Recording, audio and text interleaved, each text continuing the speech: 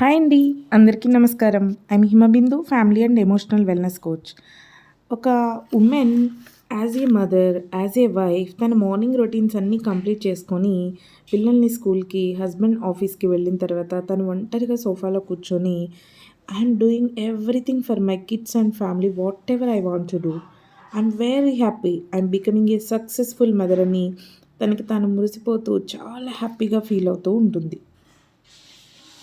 మీరు కూడా ఇలానే హ్యాపీగా ఫీల్ అవ్వాలి అని అనుకుంటున్నారా?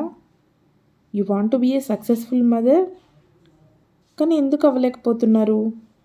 లోపల మీకు క్లారిటీ లేకపోవడం, మెంటల్ టైర్డ్నెస్ అనిపించడం, మైండ్లో ఏవేవో ఆలోచనలు తిరుగుతూ ఉండడం వలన ఇలా ఫీల్ అవ్వడం అనేది నార్మల్. బట్ మీకు కూడా peace, clarity and calm parenting అనేది 100% పాసిబుల్.